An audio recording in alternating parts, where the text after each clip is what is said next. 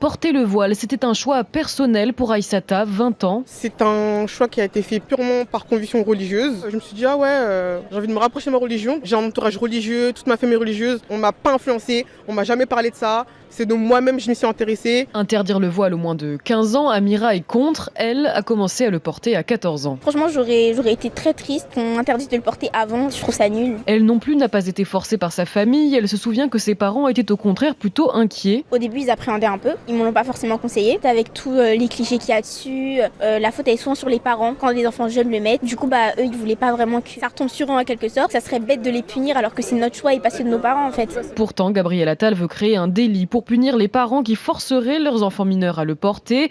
Une idée que comprend son amie Maïsan. Elle aussi porte le voile depuis l'adolescence. La fille, si elle veut pas se voiler, elle se voile pas. C'est-à-dire oui, ça devrait être pénalisé. Après, faut vraiment creuser l'enquête. C'est pas parce que vous voyez une fille de 13 ans porter le voile qu'elle a été forcée alors que c'est de son plein gré. Elle regrette surtout que le choix des jeunes adolescentes ne soit pas respecté.